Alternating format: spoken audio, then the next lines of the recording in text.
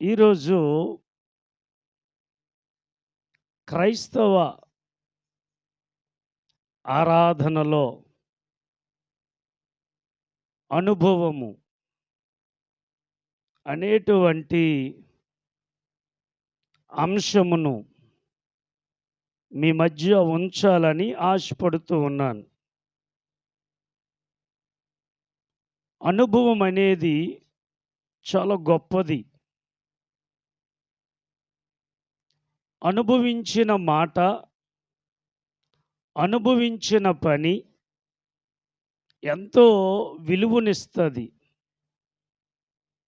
అది ఎదుటివారికి ఆదర్శముగా ఉంటాది. అనుభవించకుండా ఏ మాట చెప్పినా దానికి చెల్లుబాటు ఎక్కువ ఉండదు. క్రైస్తవ సంఘము ఆరాధనలో పాల్గొంటుంది. అయితే క్రైస్తవ సంఘము ఆరాధనలో అనుభవము కలిగి ఉండాలి. ప్రియమైనటువంటి దేవుని బిడ్డలారా, ప్రైవేట్ సెక్టార్‌లో జాబ్స్‌కు మనం ప్రయత్నం చేసినప్పుడు వారు అడిగే మాట ఏంటో తెలుసా? ఇంతకుముందు మీరు ఎక్కడైనా పని చేశారా? ఆ యొక్క అనుభవం కలిగిన సర్టిఫికేటు చూపించండి అంటాడు. ఆ అనుభవాన్ని బట్టే నీకు ఉద్యోగము దొరుకుతాది, దొరకదు అనేటువంటిది ఏర్పాటవుద్ది. నీ శాలరీ బేస్ కూడా ఆ అనుభవ సర్టిఫికేట్‌ను బట్టే ఆధారపడి ఉంటది. ప్రియమైనటువంటి దేవుని బిడ్డలారా, గవర్నమెంట్ ఎంప్లాయీ కూడా ఒక ప్రమోషన్ రావాలి అంటే ఆ పనిలో తనకున్న అనుభవాన్ని బట్టే ప్రమోషన్స్ వస్తాయి. ప్రియమైనటువంటి దేవుని బిడ్డలారా, ఒక రైతు తన పొలములో వరి నాట్లు వేసుకోవడానికి ఒక మేస్త్రిని పెట్టుకొని పిలవమన్నప్పుడు ఆ రైతు యజమానుడు ఏం చేస్తాడు తెలుసా? వరి నాట్లు నాటేవారు కొంచెం అనుభవం కలిగిన వారైతే బాగుంటుందయ్యా, అటువంటి వారిని నా పొలములోనికి పనికి తీసుకుని రా అని చెప్తాడు. అనుభవం లేనివారు వరి నాట్లు నాటితే అవి మొలవక చచ్చిపోయే ప్రమాదము ఉంది. ఎట్లా నాటాలో, ఏ విధంగా నాటాలో వారికి తెలియనప్పుడు ఆ పనిలో వ్యర్థమవుద్ది. ఆ పొలము యజమానికి లోటవుద్ది.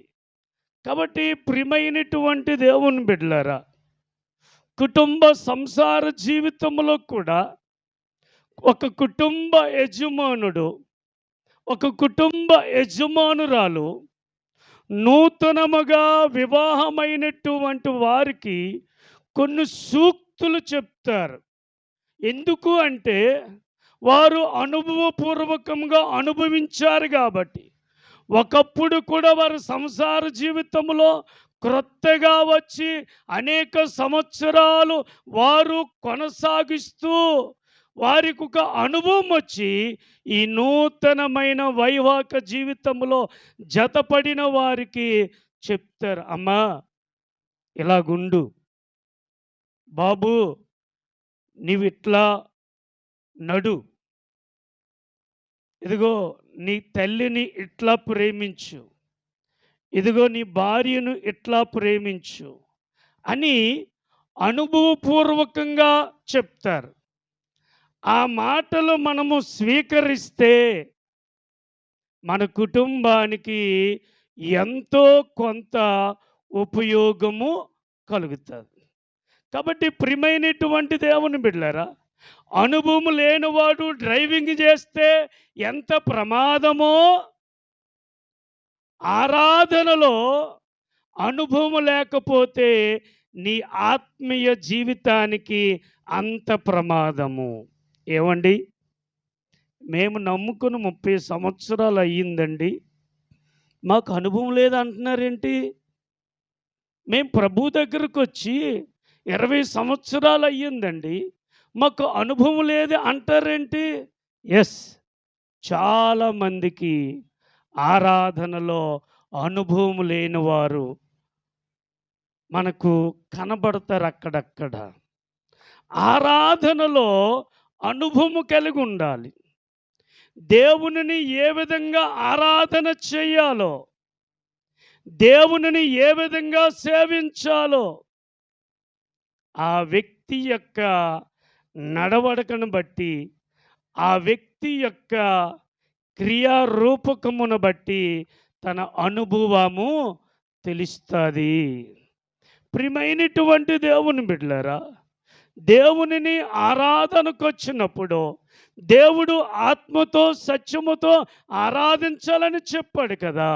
ఎస్, అలాగే ఆరాధన చేయాలి. ప్రియమైనటువంటి దేవుని బిడ్డలారా, ప్రియమైనటువంటి సంగమా, పరిశుద్ధ బైబిల్ గ్రంథములు చూచినప్పుడు పరిసయుడు మందిరానికి వెళ్ళాడు, సుంకరి మందిరానికి వెళ్ళాడు. పరిసయుడు ప్రార్థన చేశాడు, సుంకరి ప్రార్థన చేశాడు. పరిసయుడు మందిరములో నిలవబడ్డాడు, సుంకరి మోకరించాడు. కానీ ఇద్దరూ ప్రార్థన చేశారు. ఆ ఇద్దరు చేసే ప్రార్థనలో ఎవరు అనుభవం కలిగిన వారో తెలిసిపోయింది. ఎవరు ఆధ్యాత్మికముగా అనుభవం లేని వారో తెలిసిపోయింది. ప్రియమైన దేవుని బిడ్డలారా, దేవుని మందిరానికి ఆరాధనకు వచ్చిన వారు ఆరాధనలో అనుభవాన్ని పొందుకోవాలి. నువ్వు వచ్చో మంచిదే, నీవు దేవునికి ఆరాధన చేస్తున్నావు మంచిదే. నీ ఆరాధనలో అనుభవము కలిగి ఉండాలి. ప్రియమైన దేవుని బిడ్డలారా, ప్రియమైనటువంటి సంగమా, పరిశుద్ధ బైబిల్ గ్రంథంలో ఆదికాండము 4వ అధ్యాయము మనము చూచినప్పుడు, చదివినప్పుడు మనందరికీ తెలిసినటువంటి కథ భాగము, మనందరికీ సుపరిచితమైనటువంటిది. అది చూడకుండానే చెప్పగలం. కయ్యేను, హేబేలు. ప్రియమైనటువంటి దేవుని బిడ్డలారా, కయ్యేను యొక్క అనుభవము, హేబేలు యొక్క అనుభవము అక్కడ మనకు కనబడుతుంది. కయ్యేను యొక్క భక్తి, హేబేలు యొక్క భక్తి అక్కడ మనకు కనబడుతుంది. కయ్యేను యొక్క విశ్వాసము, హేబేలు యొక్క విశ్వాసము అక్కడ మనకు కనబడుతుంది. ప్రియమైనటువంటి దేవుని బిడ్డలారా, ప్రియమైనటువంటి సంఘమా, దేవుడు అడగకుండానే, దేవుడు చెప్పకుండానే వారి తండ్రి యొక్క అనుభూతిలో నుండి వచ్చినటువంటి ఆ ఇద్దరు కుమారులు దేవుని సన్నిధానమునకు రావడం జరిగింది.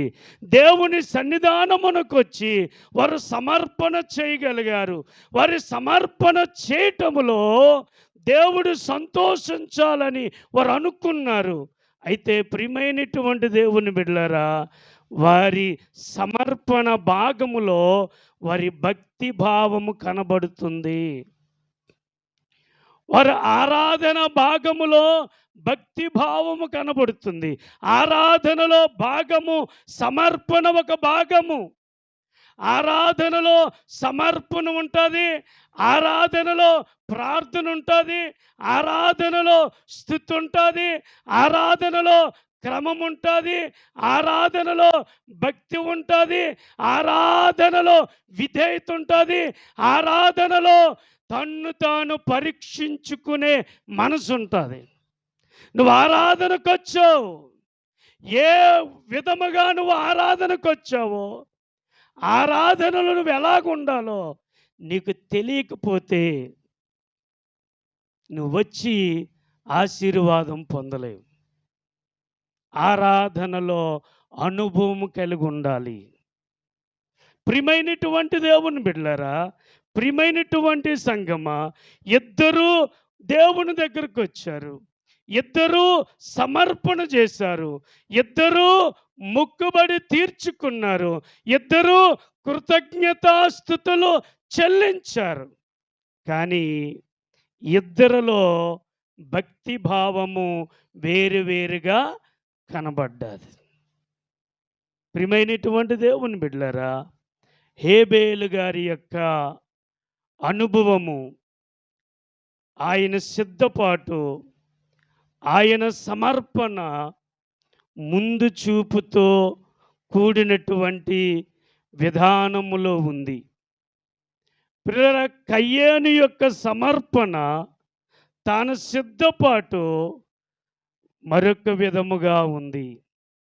ప్రియమైనటువంటి దేవుని బిడ్డలారా, హేబేలు యొక్క సమర్పణ విధానం మనం చూచినప్పుడు శ్రేష్టమైనవి, క్రొవ్వినవి, ప్రియులారా, హృదయపూర్వకముగా దేవునికి సమర్పణ చేసినట్లు మనకు కనబడుతున్నాం. మన సమర్పణలో భక్తి భావము కనబడాలి. మన సమర్పణలు ఏం కనబడాలి? ఆరాధనలో భక్తిలో అనుభవం కావాలి. ఏమండి పాస్టర్ గారు, మేము భక్తి చేయట్లేదా, మా భక్తిలో అనుభవం లేదా అని మీరు అనుకోవచ్చు. నేను చెప్పను.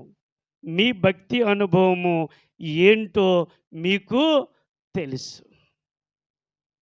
మీ భక్తి అనుభవం ఎంతో మీకు తెలుసు, నాకు తెలియదు. ఎందుకు అంటే నీ భక్తి విధానము యొక్క అనుభవం ఎంతో నీ నడతలోన, నీ మాటలోన, నీ క్రియలలోన, నీ యొక్క చూపులోన, నీ పద్ధతుల్లో, నీ పనుల్లో నువ్వెంత భక్తి గలవాడవో గమనించవచ్చు. మన భక్తిలో అనుభవం అవసరం. ప్రియమైనటువంటి దేవుని బిడ్డలారా, ప్రియమైనటువంటి సంగమా, పరిసయ్యులు, శాస్త్రులు, సద్దూకయ్యులు మతమును ప్రేమించి, మతమును అడ్డుపెట్టుకొని అధికారములు చలాయించి వాళ్ళు ఏమన్నారు తెలుసా? మేము చేసిన భక్తి చాలా గొప్పది అన్నారు. కానీ యేసు ప్రభువారు ఏమన్నారు తెలుసా?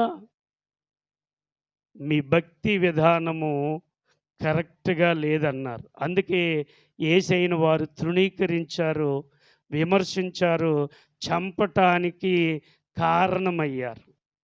వారు తెలిసిన భక్తి అదే అనుకుంటూ ఉన్నారు.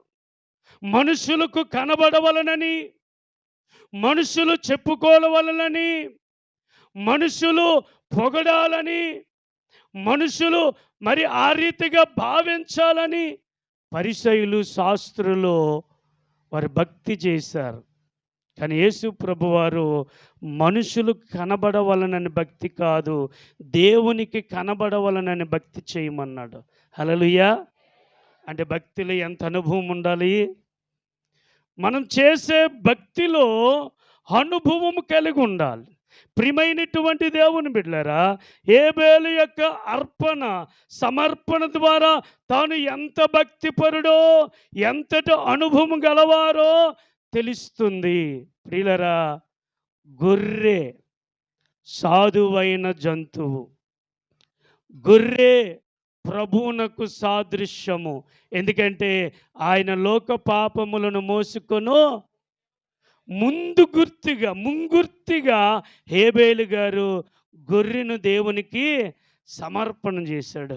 దేవుడు, తండ్రి అయిన దేవుడు మానవులందరి పాపముల కొరకు యేసు అనే గొర్రె పిల్లను దహన బలిగా తన్ను తాను సమర్పించుకున్నాడు. కాబట్టి హేబేలు గారి యొక్క భక్తిలో ఎంత అనుభవం ఉంది! ఎంత ఆలోచన, ఎంత అవగాహన ఉంది. చాలామంది భక్తి చేస్తూ ఉన్నారు కానీ ఆ భక్తిలో అనుభవం కనబడట్లేదు. ప్రియమైన దేవుని బిడ్డలారా, ప్రియమైనటువంటి సంఘమా, నీవు నేను ఎటువంటి భక్తి చెయ్యాలి అంటే హేబేలు చేసిన భక్తి అనుభవములో మన భక్తి విధానం ఉండాలి. అందుకే అంటాడు, కొరింథీయులకు రాసిన మొదటి పత్రిక 2వ అధ్యాయము 14వ వచనము చూడండి. ప్రకృతి సంబంధి అయిన మనుషుడు దేవుని ఆత్మ విషయములలో ఇక్కడ గమనించండి. ప్రియమైనటువంటి దేవుని బిడ్డలారా, చాలామంది ఏమనుకుంటారంటే మేము భక్తి చేస్తున్నాం, మేము ఆరాధన చేస్తున్నాం, మేము సహవాసానికి వస్తున్నాం, మేము అన్నీ చెల్లిస్తున్నాం, అన్నీ దేవునికి అంగీకారంగా ఉన్నాయి అనుకుంటున్నాం. ఇక్కడ అంటున్నాడు అపోస్తుడైన పౌలు, ప్రకృతి సంబంధమైనటువంటి వాడు దేవుని యొక్క ఆత్మ విషయాలను వాడు అంగీకరించడు. అవి అతనికి ఎలాగుంటాయి? వెర్రితనముగా ఉంటాయి. ప్రియమైనటువంటి దేవుని బిడ్డలారా, భక్తి భావములో బయటికి కనిపించేవి అవి భక్తి కాదండి. బయటికి చెప్పుకునేవి అవి భక్తి కాదండి. దేవునికి కనబడేవి భక్తి. అటువంటి ప్రకృతి సంబంధమైన మనుషులు వాటిని అంగీకరింపరు. దేవుడు ఆత్మతో సత్యముతో ఆరాధన చేయమంటే ఈ పరిసయ్యులకు వారికి వాటిని అంగీకరించలేకపోయారు. అలా చెప్తున్నవేంటి? నువ్వు ధర్మశాస్త్రానికి వ్యతిరేకంగా మాట్లాడుతున్నవేంటి అని ప్రభు వారి మీద వారు దూషణలు మొదలెట్టారు. ప్రియమైనటువంటి దేవుని బిడ్డలారా, వారి భక్తి ఉన్న అనుభవం ఎంతంటే పైకి కనబడిన భక్తిగా ఉంది. అందుకే పైకి కనబడవలనని భక్తి చేయకూడదు. దేవుని శక్తిని ఆశ్రయించే భక్తి కావాలి. కాబట్టి ప్రియమైనటువంటి దేవుని బిడ్డలారా, ప్రియమైనటువంటి సంగమా, ఆత్మానుభవము గలవారు ఎటువంటి భక్తి చేయుదురు తెలుసా? సత్క్రియలు కలిగి చేయుట వారిలో ఉన్న భక్తి భావము కనబడుతుంది. ఆరాధనకు వచ్చిన మనము ఆరాధనలో భక్తి అనుభవము నీ సమర్పణ ద్వారా కనబడుతుంది, నీ అర్పణ ద్వారా కనబడుతుంది, నీ ప్రార్థన విధానము చేసే విధానములో నీ భక్తి భావము కనబడుతుంది. కాబట్టి ఆరాధనలో ఏ అనుభవం కలిగి ఉండాలంటే భక్తి అనుభవం కలిగి ఉండాలి. హల్లెలూయా, హల్లెలూయా, హల్లెలూయా. ప్రియమైనటువంటి దేవుని బిడ్డలారా, ప్రకృతి సంబంధమైన మనుషులు అనగా అటు ఇటున్న మనుషులు వారికి ఖండితం ఇష్టము ఉండదు, వారికి హెచ్చరికలు ఇష్టము ఉండదు, వారికి సూటిగా చెబితే ఇష్టపడరు. వారు అంగీకరించటానికి, వారు స్వీకరించటానికి నొప్పు పడిపోతూ ఉంటారు. ఇవి నా గురించేమో. రాత్రి చెప్పాను కదా, ఎవరు ఎప్పుడు ఒక మనిషి ఈచ్ఛను బట్టి దేవుని మాట కలదు. దేవుని ప్రేరణ ద్వారా మాత్రమే ఒక వ్యక్తి మాటలు ఆడుతాడని రాత్రి చెప్పానా? కాబట్టి ప్రియమైనటువంటి దేవుని బిడ్డలారా, ప్రియమైనటువంటి సంగమా, నీవు నేను మన యొక్క ఆరాధనలో ఉన్న భక్తి భావము కనబడాలి. ఎటువంటి భక్తి భావము మనలో ఉందో మన అనుభవం తెలియజేస్తుంది. అందుకే గలతీయులకు రాసిన పత్రిక 5వ అధ్యాయము 16-17 వచనాలు చూడండి. నేను చెప్పినదేమనగా ఆత్మానుసారముగా నడుచుకునుడి, అప్పుడు మీరు శరీరీచ్ఛలు ప్రియులరా, నీ ఆరాధనలో ఉన్న భక్తి భావము ఏ విధంగా ఉండదంటే, ఆత్మానుసారులు ఆత్మానుసారంగా ఆలోచిస్తారు. వారు శరీరానుసారులుగా నడవరు, శరీర కార్యాలు చేయరు, వాటిని చంపుకుంటారు. కోరికలను, చాలా కోరికలు ఉంటాయి, విపరీతమైన కోరికలు ఉంటాయి. ఆత్మానుసారులు ఏం చేస్తారంటే శరీర కార్యాలను చంపుకుంటారు. హల్లెలూయా, హల్లెలూయా. మరి శరీరానుసారులు ఏం చేస్తారు? వాటిని చేయడానికి పరుగులు తీస్తారు.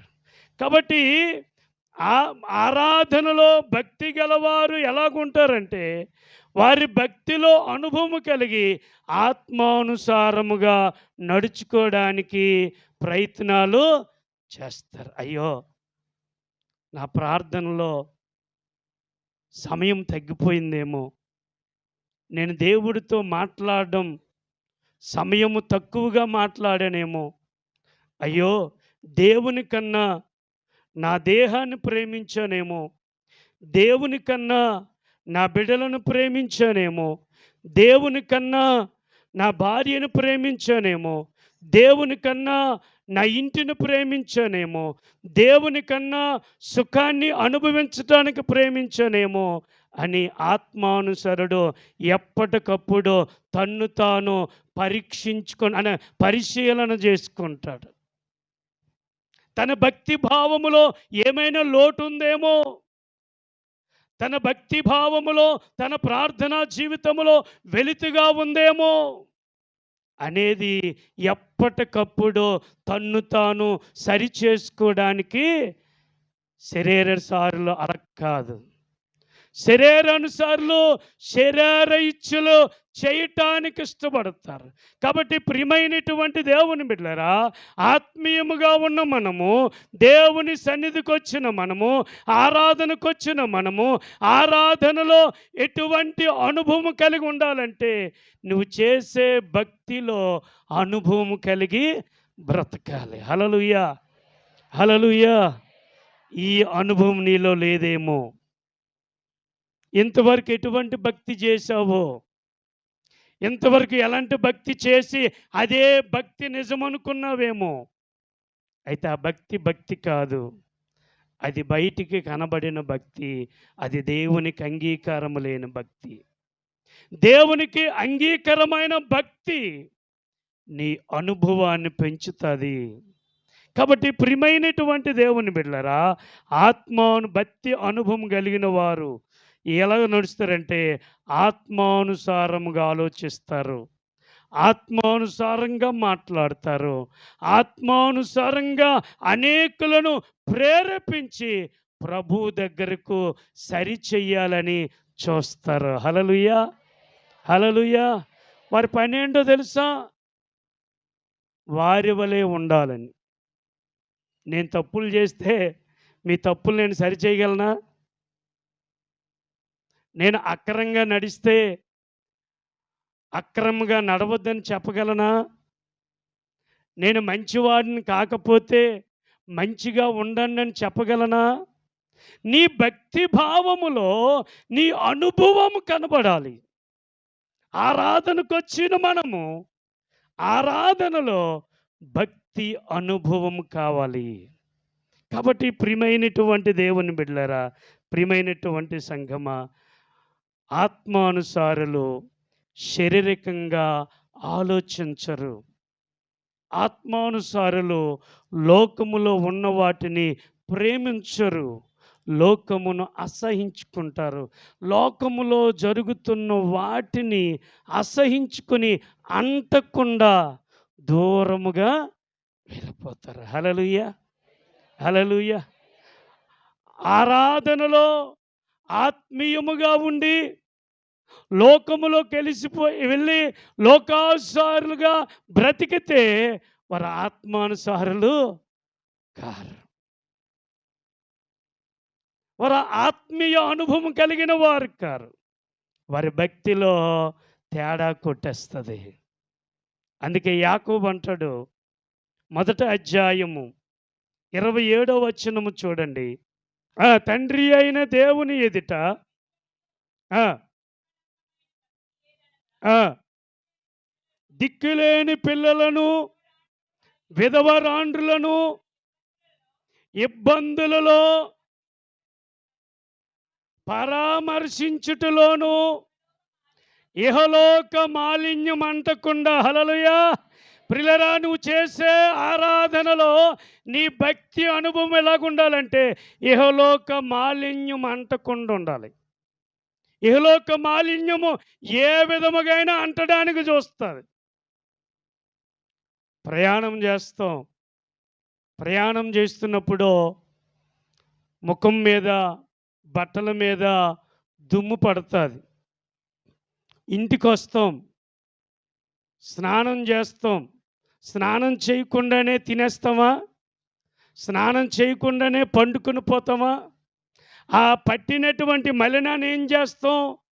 సబ్బు ద్వారా, నీటి ద్వారా శుభ్రం చేసుకుంటాం.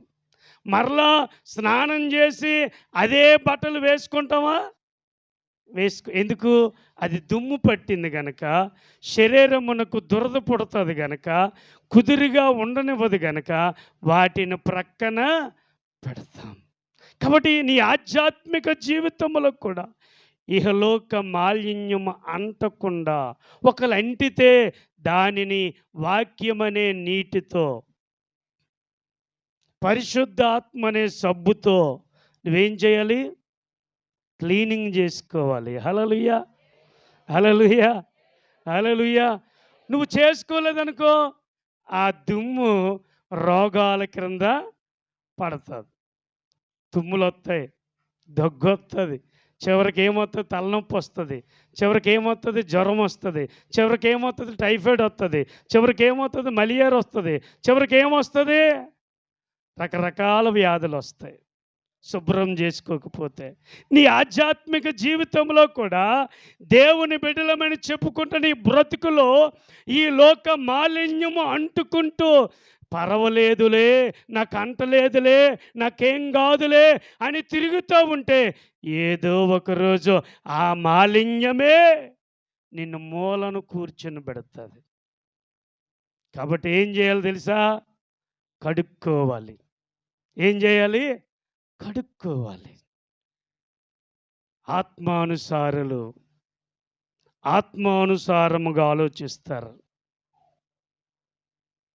కాబట్టి నీ భక్తి ఆరాధనలో నీ భక్తి భావము పెరగాలి. ప్రియులారా, ఒకరోజు యేసు ప్రభువారు యెరూషలేము దేవాలయం చూచి బాధపడ్డారు. బాధపడి ఒక మాట అన్నాడు. మీరు ఈ దేవాలయాన్ని చూస్తున్నారే, దీని కట్టడల గురించి వర్ణిస్తున్నారే, దీని రాతి కట్టడల గురించి వర్ణిస్తారే, దీని రంగును గురించి, దీని యొక్క పొదిగిన బంగారమును గురించి వర్ణిస్తున్నారే, అయితే ఇది పడిపోద్ది, కూలిపోద్ది, రాతి మీద రాయి లేకుండా పోతుంది. ఈ దేవాలయం పడగొట్టి నేను 3 దినాల్లో కడతానన్నాడు. అన్నాడా లేదా? వాళ్ళకి ఎలాగనిపించింది తెలుసా? ఏందయ్యా, నీకు సుమారుగా 34 సంవత్సరాలు లేవు, ఏంది నువ్వు మళ్ళీ కడతావు 3వ దినాన్న? ఈ మందిరం ఎన్ని సంవత్సరాలు అయ్యింది తెలుసా? ఈ మందిరము కట్టి ఎన్ని సంవత్సరాలు అయ్యింది తెలుసా? ఆ మందిరము కట్టిన అనుభవము, వయసు నీకు లేదు అని ఆ మాటలు విన్న పరిసయ్యులు, శాస్త్రులు యేసయ్యను అపార్థం చేసుకున్నారు. యేసయ్యను వ్యతిరేకించారు. నువ్వేంటి, నీ వయసు ఏంటి, ఈ దేవాలయం ఏంటి, ఈ దేవాలయంకున్న వయసు ఏంటి, అనుభవం ఏంటి, నీ అనుభవం ఏంటి అన్నాడు. అసలు యేసయ్య ఆ దేవాలయం గురించి అనలా, వాళ్ళకి అర్థం అవ్వలా. యేసయ్య తన దేహమును గురించి అన్నాడు. ఇదిగో ఈ దేవాలయము 3 దినముల తర్వాత మరలా కట్టబడుతుంది, అనగా మరణించి పాతి పెట్టబడి 3వ దినాన్న లేపబడును అన్నాడు. వాళ్ళు చేసే భక్తి వాక్యము అర్థం కాకుండా చేసేసింది. హల్లెలూయా! హల్లెలూయా! హల్లెలూయా! వారికి పునరుత్థానం మీద గాని, వారికి వాక్యం మీద గాని, వారికి ప్రభువారి మీద గాని సరైనటువంటి అవగాహన లేదు. వారి భక్తి వారికి నేర్పించలా. వారి భక్తి వారికి నేర్పించకపోవడం వలన వారు యెరూషలేము దేవాలయానికి ఆరాధనకు వచ్చారు గాని, ఆ ఆరాధనలో వారి అనుభవం నేర్చుకోలేకపోయారు. వారి ఎటువంటి భక్తిలో అనుభవం ఉందో వారి అనుభవాన్ని నేర్చుకోలేకపోయారు. ఈయనేంటి ఇలా మాట్లాడుతున్నాడు? ప్రభువును ప్రియులారా వారు విభేదించారు. అప్పటి నుండి ప్రభు కష్టాలు మొదలయ్యాయి. ఇప్పుడు నీతిగా చెప్పండి, సత్యం చెప్పండి, ఎవరికైనా మనం ఏమైపోతాం? విరోధులమైపోతాం. ఎందుకమ్మా ఆ గుణం విడిచిపెట్టే అన్నాం అనుకో, నా ఇష్టం, నువ్వెవడవు అంటారు. అది కాదురా బాబా, మీ అమ్మలు మీ నాన్న నిన్ను రక్తము కార్చి నిన్ను పెంచుతున్నారు, నువ్వు పెద్ద అవ్వాలని, నువ్వు బాగుపడాలని. ఎందుకురా తల్లిని తండ్రిని మోసం చేస్తావు? నీ బతుకు బాగా ఉంచుకోరా అంటే నువ్వు నాకు చెప్పేదేంటి అని ఈరోజు సమాధానం చెప్పట్లేదా? ఈరోజు చెప్పట్లేదా? ఎక్కడికి పోతుంది మానవీయ విలువలు? ఏ స్థాయిలోకి దిగజారిపోతున్నాయి? క్రైస్తవులు అనబడిన వారు, ఆరాధన చేసేవారు, తన ఆరాధనలో వారు చేసే నేర్చుకునే భక్తి విధానములో అనేకులకు ఆదర్శ ప్రియులుగా ఉండాలి. అనేకులను ప్రభు తట్టు నడిపించేవారిగా ఉండాలి. అనేకులను క్రమపరిచి, బాగుపరిచి, బుద్ధి చెప్పి, ప్రేమించి, ఆత్మను రక్షించేవారిగా ఉండాలి. కాబట్టి ప్రియమైనటువంటి దేవుని బిడ్డలారా, మనం ప్రభువుని ఆరాధించటంలో భక్తి అనుభవం కలిగి ఆరాధన చేయాలి. ఆరాధనకు వచ్చే మనం మన భక్తి అనుభవము ఏ అనుభవం కలిగి ఉంది? ఏ అనుభవంలో నీ భక్తి చేస్తున్నావు? ఆలోచన చేయండి. ప్రియమైన దేవుని బిడ్డలారా, పరిసయ్యుడు అనుకున్నాడు నేను చేసిన ప్రార్థన అంగీకరించబడిందని. కానీ దేవుడు అంగీకరించలేదు. తన ప్రార్థన, తన భక్తి విధానము చూపించింది. సొంకరి ప్రార్థన చేశాడో తన ప్రార్థన దేవుడు అంగీకరించాడు. కాబట్టి తన ప్రార్థన, తన భక్తి యొక్క అనుభవం ఎంతో దేవుడు ఇతరులకు చూపించాడో దానిని మాదిరిగా కనపరిచాడు. ఈ రోజున ఆరాధనకు వచ్చిన మనము, దేవునిని ఆరాధన చేస్తున్న మనము, ఆరాధనలో భక్తి ఉంటుంది. ఆ భక్తిలో అనుభవం కనబడాలి.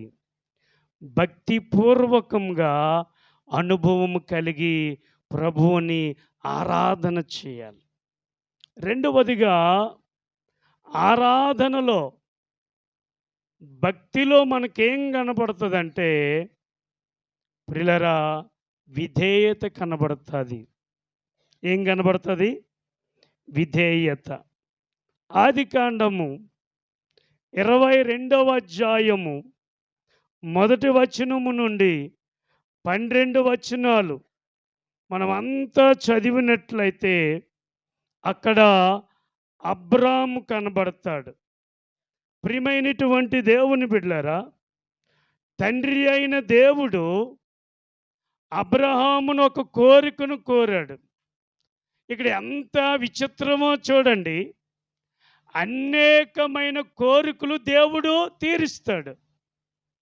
అనేకమైన అవసరతలు దేవుడు తీరుస్తాడు. అనేకమైన కష్టాలు దేవుడు తీరుస్తాడు. అనేక మంది యొక్క సుఖభోగములు దేవుడు అనుగ్రహిస్తాడు. కానీ దేవునికే కోరిక పుట్టింది. దేవునికి అవసరత కలిగింది. దేవునికే అక్కర కలిగింది. ఏంటో అక్కర, ఏంటో కోరికంటే అబ్రహాము అడిగినట్లు దేవుడు అబ్రామునకు కుమారుణ్ణిచ్చాడు. ఇప్పుడు దేవుడు అబ్రహామును కోరిక అడుగుతున్నాడు. అబ్రామా, నా కోరిక నువ్వు తీరుస్తావా? అయ్యా, ఏంటి మీ కోరిక? జగద్రక్షకుడైన నీవు, సర్వాంతర్యామైన దేవుడైన నీవు, సకల రాజ్యములను కలుగు చేసిన దేవుడువు, సకల శరీరాలకు దేవుడవు, మానవ నిర్మాణకుడువు, ప్రకృతిని సృష్టిని కలుగు చేసిన సృష్టికర్తవు, నీకే కోరికొచ్చిందయ్యా? ఏమి కోరిక? ఎక్కడికి వెళ్ళమంటావయ్యా అని అబ్రాము అడుగుతున్నాడు దేవుడిని. దేవుడు అంటాడు, అబ్రామా, నువ్వెక్కడికి వెళ్ళమాక, నీతోనే నాకు పని ఉంది.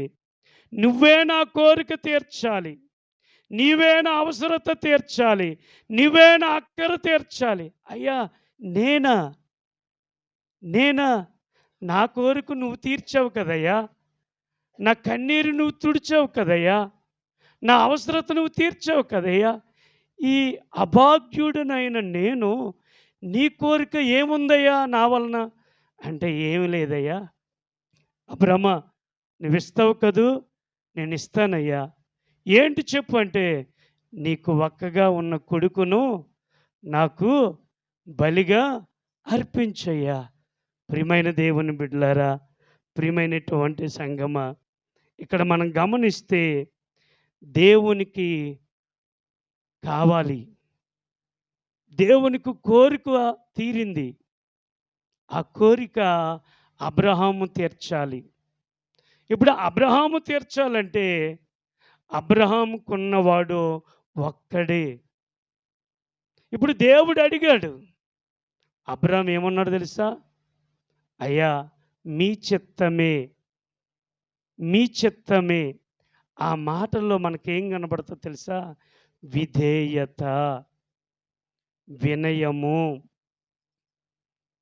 పిల్లరా, దేవునికి ఆరాధనకు వచ్చిన మనము, దేవునికి ఆరాధన చేస్తున్న మనము, ఆరాధనలో దేవుడు మనల్ని అడుగుతున్నాడు, అమ్మ నువ్వు నా దగ్గరకు వచ్చావు, నా ఇంటికి వచ్చావు, నా మాటలు ఆలకించటానికి వచ్చావు, నా యొక్క సన్నిధానమునకు వచ్చావు.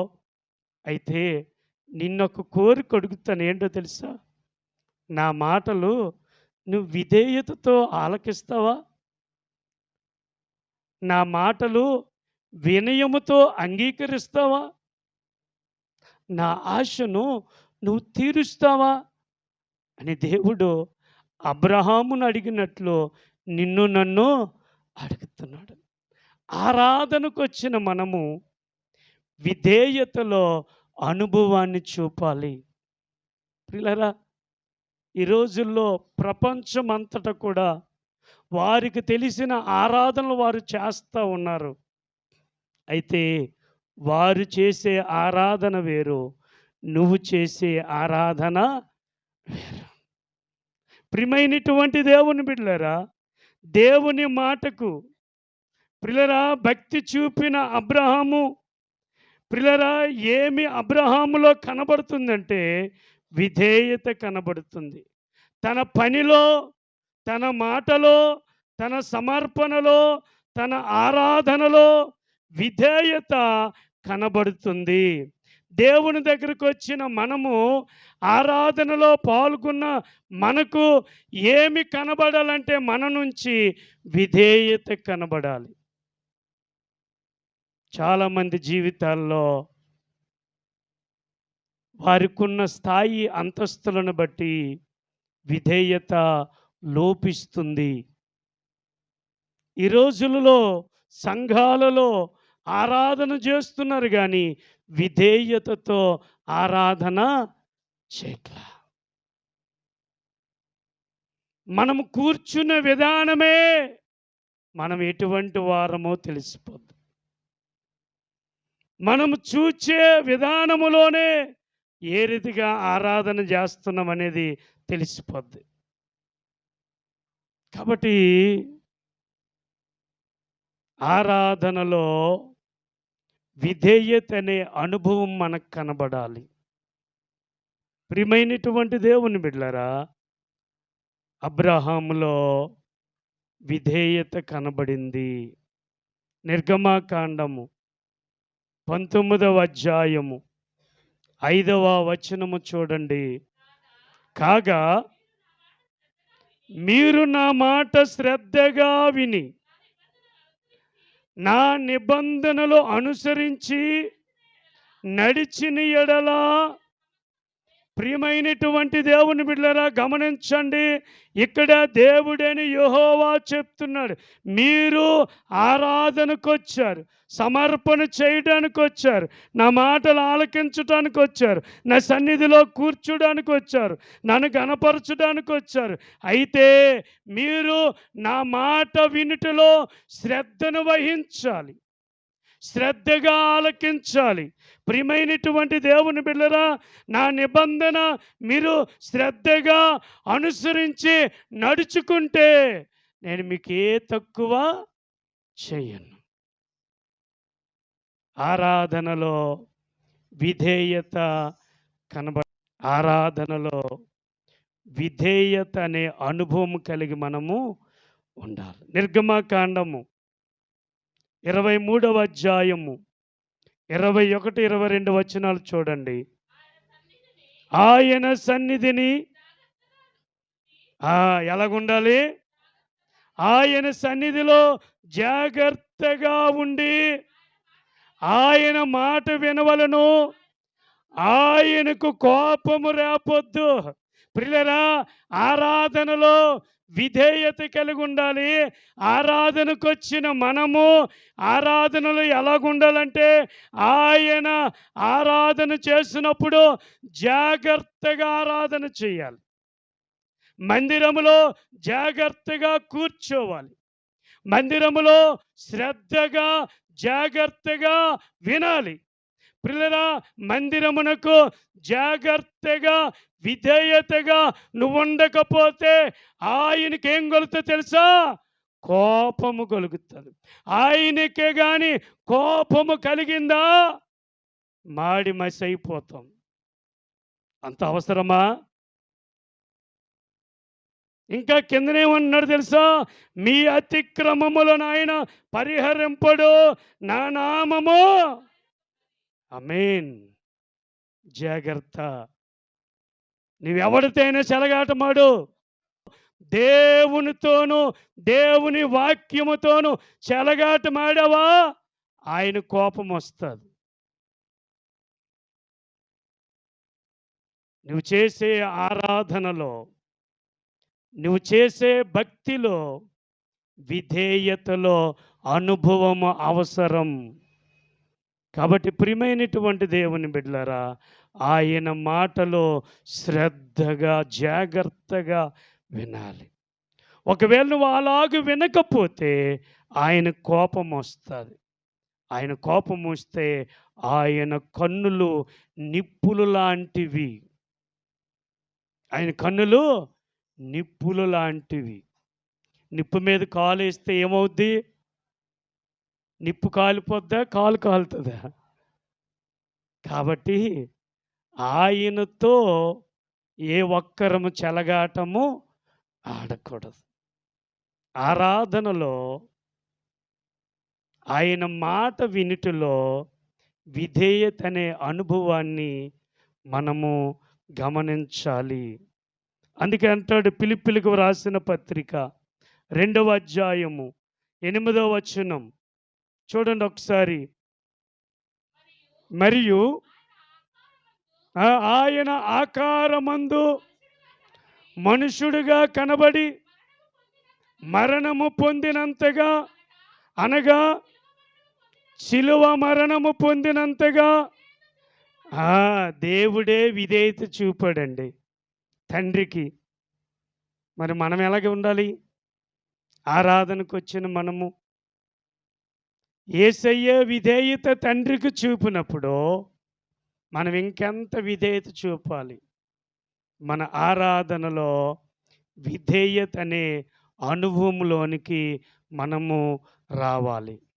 ఇంకా అంటాడు, మీరు గమనిస్తే రోమీలకు రాసిన పత్రిక 5వ అధ్యాయము 19వ వచనం, హెబ్రీలకు రాసిన పత్రిక 5వ అధ్యాయము 8వ వచనం చదవండి. హెబ్రీలకు రాసిన పత్రిక 5:8. ఆయన కుమారుడయుండియు తాను పొందిన శ్రమల వలన ఏం చేశాడు? విధేయత నేర్చుకున్నాడు. పరమ దేవుడైన యేసుక్రీస్తు వారు విధేయత నేర్చుకున్నాడు. ఆయన బిడ్డలమైన మనము కూడా ఆరాధనలో విధేయతతో ఆరాధన చేయాలి. పెద్దవారు నిన్ను పలకరిస్తారు. బాబు బాగున్నావా?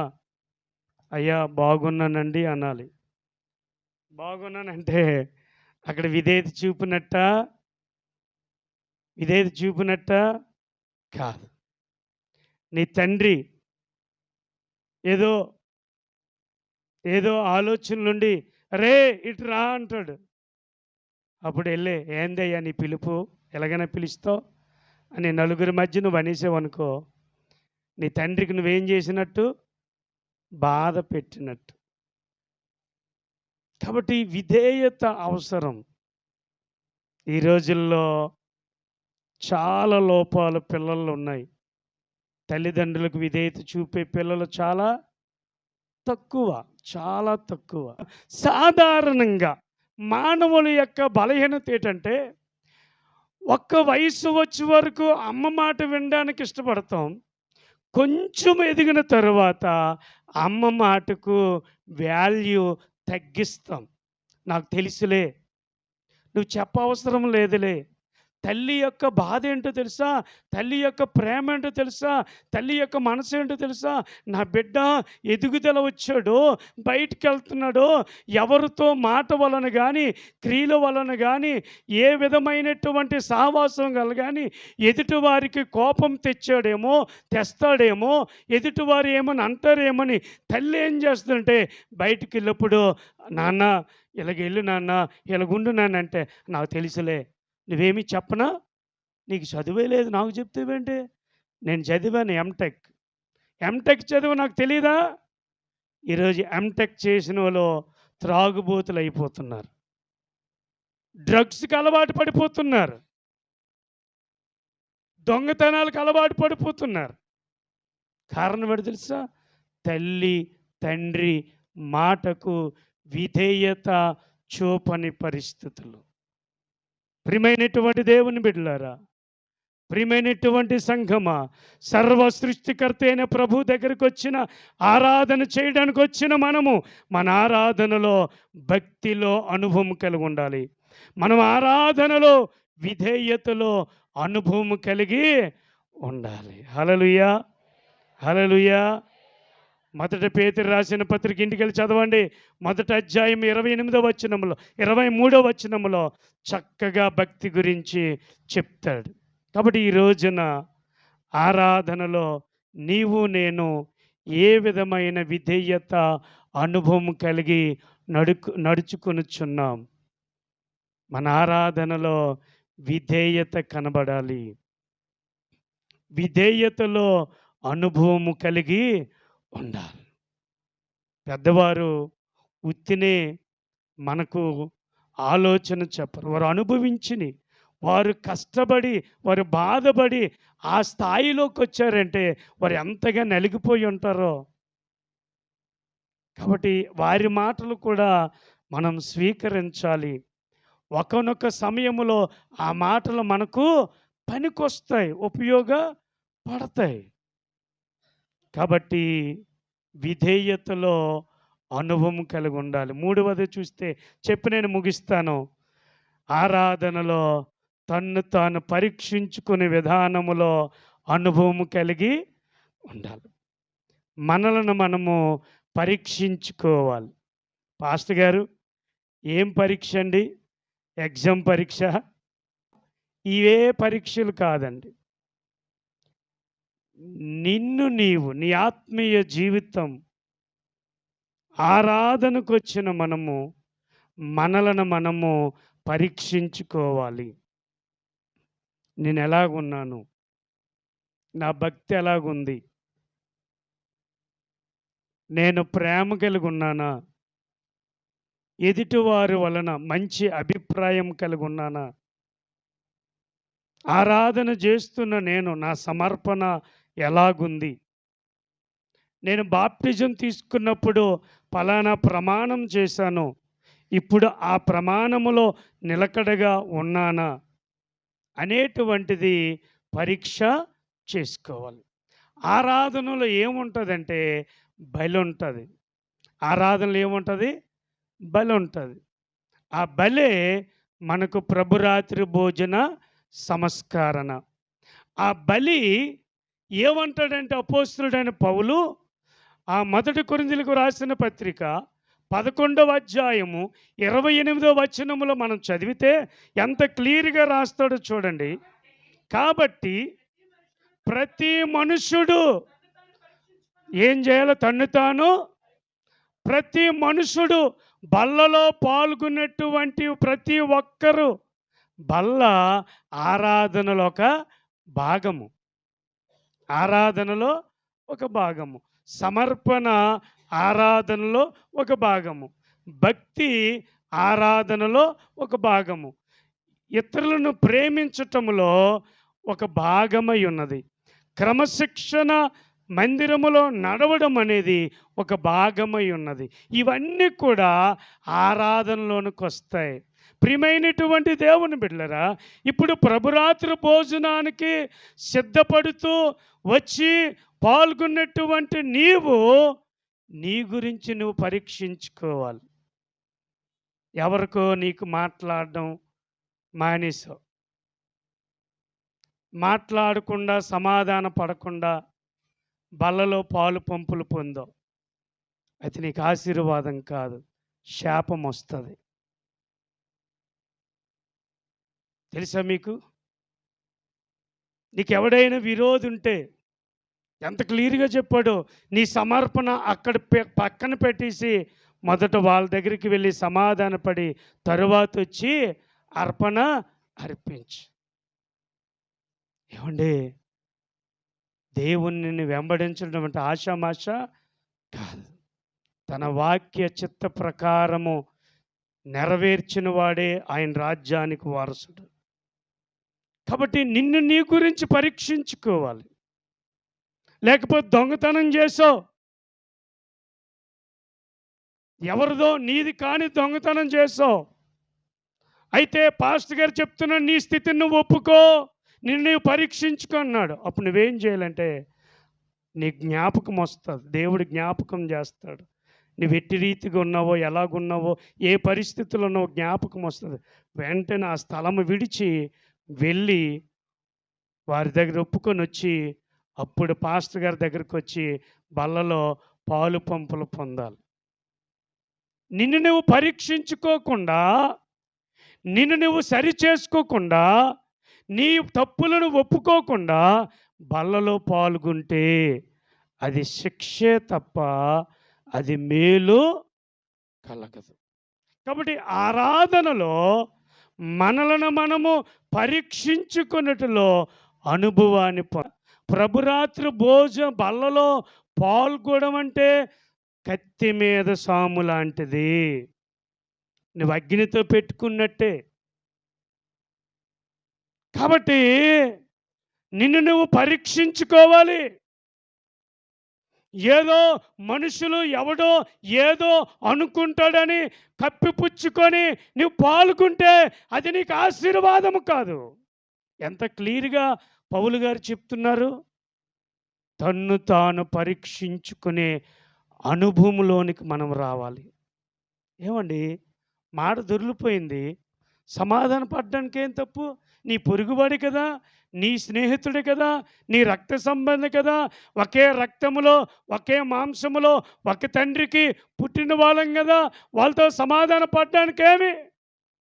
కొంతమంది అంటారు, వాడి ముఖం చూస్తే నేను పాపం చేసినట్టని ఒట్టేసుకుంటారు. వాడి ముఖం చూస్తే నువ్వు పాపం చేస్తున్నావు కానీ ఆడికి ఏ పాపము అంటదు. హల్లెలూయా.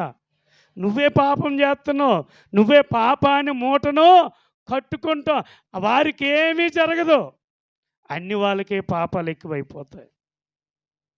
దేవుని బిడ్డలారా, ఆత్మీయ సత్యవాక్యాలను గ్రహించండి. మనలను మనము పరీక్షించుకున్నట్లో అనుభవం కలిగి ఆరాధన చేయాలి. కాబట్టి ప్రియమైనటువంటి దేవుని బిడ్డలారా, ప్రియమైనటువంటి సంఘమా, ఆరాధనలో అనుభవం కలిగే వారముగా మన ఆత్మీయ జీవితాన్ని పెంపొందింపజేసుకోవాలి. కాబట్టి ఆరాధనలో భక్తి కనబడుతుంది, భక్తిలో అనుభవం కలిగి ఉండాలి. ఆరాధనలో విధేయత కనబడుతుంది, విధేయతలో అనుభవం ఉండాలి. ఆరాధనలో మనలను మనము పాపమును ఒప్పుకునే వారముగా ఉండాలి. అంటే మనలను మనం ఏం చేయాలా? పరీక్షించుకోవాలి. నా ఆత్మీయ స్థితి ఎలాగుంది, నా ప్రార్థన జీవితం ఎలాగుంది, నా నిరీక్షణ జీవితం ఎలాగుంది, యేసయ్యతో ప్రతి దినము చెయ్యి పట్టుకొని నడిపిస్తున్నానా లేదా, లేక యేసయ్యకు వ్యతిరేకమైన పనులు చేసి ఆరాధనకు వస్తున్నానా? అయ్యా నన్ను క్షమించయ్యా, నేను తెలియక చేశానయ్యా, నన్ను మన్నించని నీ స్థితిని నువ్వేం చేయాలంటే ఒప్పుకోవాలి. హల్లెలూయా. దావీదు 51వ కీర్తన 3వ చరణములు అంటాడు, నా అతిక్రమములు నాకు తెలిసే ఉన్నవి, నా దోషములు ఎల్లప్పుడూ నా ఎదుట. ఎంత గొప్ప వండర్ఫుల్ వర్డ్ అండి ఇది, ఎంత అద్భుతమైనటువంటి మాట. తన స్థితిని తాను ఏం చేస్తున్నాడో ఒప్పుకుంటూ ఉన్నాడు, తన్ను తాను పరీక్ష చేసుకుంటూ ఉన్నాడు. ఈరోజు అట్టి అనుభవంలోనికి మనం రావాలి. పౌలు అంటాడు, ప్రియమైనటువంటి దేవుని బిడ్డలారా, కొరింథీయులకు రాసిన పత్రిక 9వ అధ్యాయంలో ఆయన అంటాడు, ఇతరులకు బోధించి నన్ను నేను తప్పిపోదునేమో అని తన్ను తాను నలగొట్టుకుంటూ ఉన్నాడు. దైవజనుడు ఇతరులకు బోధించి ఏం చేస్తాడో తెలుసా? తన్ను తాను నలగొట్టుకుంటాడు. ఎందుకో తెలుసా? భూమి మీద మానవునికి చాలా కోరికలు ఉంటాయి. ఏ కోరికలు ఏలుబడి చేస్తుందిటని దైవజనుడు ఆదివారం ఆరాధనకు వచ్చినప్పుడు రాత్రంతా కన్నీళ్లు కారుస్తాడో, రొమ్ము కొట్టుకొని మూలుకుకొని మోకరించి చేతులెత్తి ఏ ఆత్మకు ఏ వాక్యము ఏ మాట అవసరమో, ఏ ఆత్మ ఏ బాధతో వస్తుందో, ఏ ఆత్మ ఏ మనసుతో వస్తుందో ఆ అందరికీ అర్థమయ్యే రీతిలో దేవా నువ్వు మాట్లాడానని ప్రసవ వేదన పడి ఈ యొక్క ఆల్టర్ ఎక్కుతాడు కాపరి. మనం ఈజీగా ఏ భారము లేకుండా, ఏ చింత లేకుండా, ఏ సిద్ధపాటు లేకుండా, ఎటువంటి విశ్వాసము లేకుండా మందిరానికి వస్తాం. ఏదో చెప్పాడులే, ఏదో విన్నాంలే, ఏదో వెళ్ళిపోదాంలే. కానీ నువ్వెంత నష్టపోతున్నావో, ఎంత ఆశీర్వాదాన్ని కోల్పోతున్నావో మీరు గ్రహించలేకపోతూ ఉన్నారు. ప్రియమైనటువంటి దేవుని బిడ్డలారా, మీరు బాగుపడాలని, మీరు అనుభవం కలిగి వారుగా ఉండాలని, ఆత్మీయ తీవ్రత కలిగి సూటిగా భయపడకుండా ఉన్నది ఉన్నట్టుగా మాట్లాడడానికి దేవుడు ఇష్టపడుతూ ఉన్నాడు. నువ్వు చెడిపోతే కాపరికి ఇష్టం లేదు. నువ్వు లోకములో లోకస్తుల్లో కలిస్తే కాపరి నీ గురించి విలపిస్తాడు. కన్నీరు వాటికి సమాధానాలు చెప్తాయి. కాపర కన్నీరు మీ మీద సాక్ష్యాలు చెబుతాయి. ప్రియమైనటువంటి దేవుని బిడ్డలారా, ప్రియమైనటువంటి సంగమా, ఏ అనుభవములో నీవు ఆరాధన చేస్తున్నావో ఒక్కసారి మనసు పెట్టి ఆలోచించు. దేవుడు నిన్ను ఉన్నతమైన అనుభవంలోనికి ఎదిగించాలని, నడిపించాలని ఆయన ఆశపడుతూ ఉన్నాడు. నువ్వెందుకు మనసివ్వటం లేదు? నువ్వెందుకు నీ హృదయము లూదియా వలె తెరవటం లేదు? ఒకసారి ఆలోచన చేయి, మనసు పెట్టు, ప్రార్థన చేద్దాం. దేవుడి మాటలు దీవించునుగాక. ఆమేన్.